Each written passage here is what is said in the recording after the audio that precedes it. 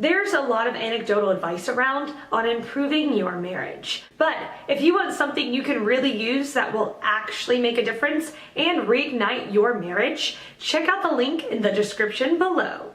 The question, how can I have that spark again after 3 years of marriage and having 1 kid? Answer by Maureen Walter Hunsaker. Great question.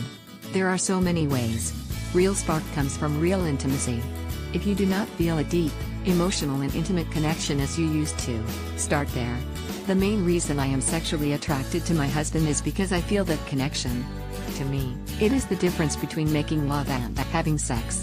Talk about this with your spouse if you see that need. Communication is key to intimacy. The definition of intimacy has nothing to do with intercourse. The spark will come back in the process. Don't be discouraged. There are many books on this as well. Browse a few and see if any feel right to you. One of the main things to remember is your marriage will grow and change as you both grow and change. The one constant you can count on is change. Each can choose to see the good or pick out all the negative. That said, after having a child, and subsequent children, your needs and desires have a tendency to change as well. After having children, I noticed that my physical/sexual/emotional needs changed. I adore my kids and love their hugs and loves.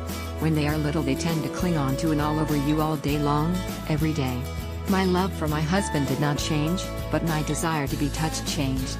I felt I was on overload. That stage of life changes, too. Thank goodness.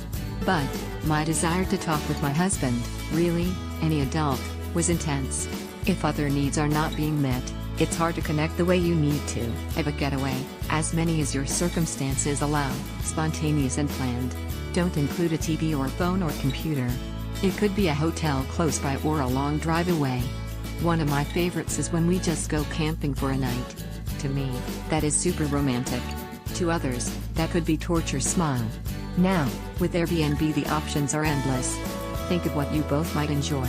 When my kids were little, we had good and trusted friends that exchanged watching each other's kids on such occasions because neither of us could afford babysitters, let alone an overnight sitter.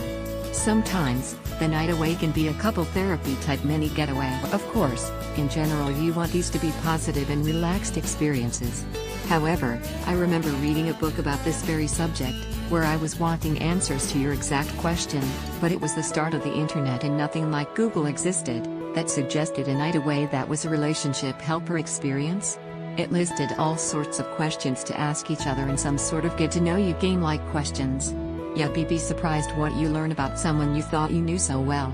It was incredibly helpful, and the one night truly made a difference in our closeness as well as appreciation for each other. Lastly, we never take for granted our relationship. We have a date every single week. We do more than once a week when we can.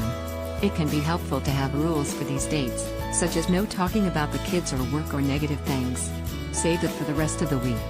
No cell phones. No TV.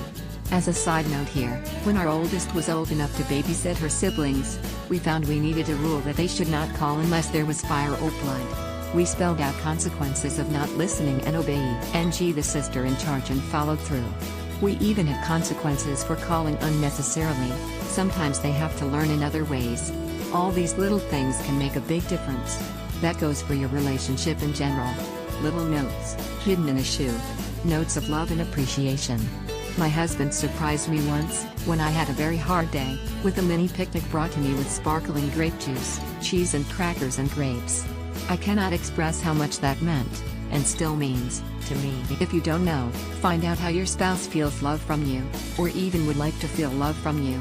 I feel incredibly close to my husband, and we still discuss our needs and desires as it comes up with each other. For example, Eva told him how I felt I needed more conversations with him or more pillow talk. If you are not already, find a way to be able to discuss your very intimate needs.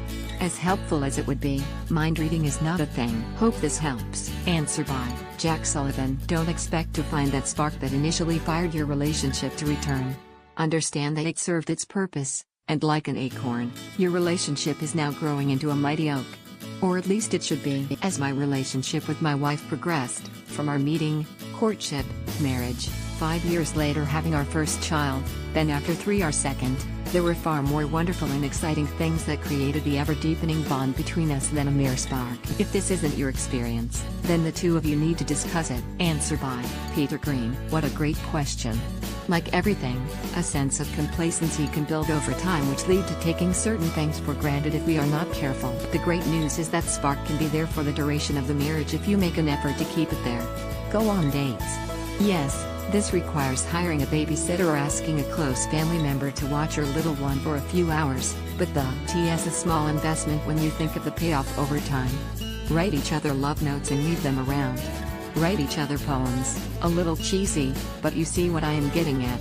Tell your spouse you are still madly in love with him or her. Life will get in the way. Jobs will deplete energy. Kids will suck enthusiasm out of the day. But with effort, your love for your spouse can and will grow if you both make an effort to enable the growth. Chances are, when you were courting each other, you were just as busy with either school or a job and friends and hobbies. But, you made time to make each other feel special, and you looked forward to the times when you could be together, alone. There is no reason it can't still be like that if you put the effort into making it so.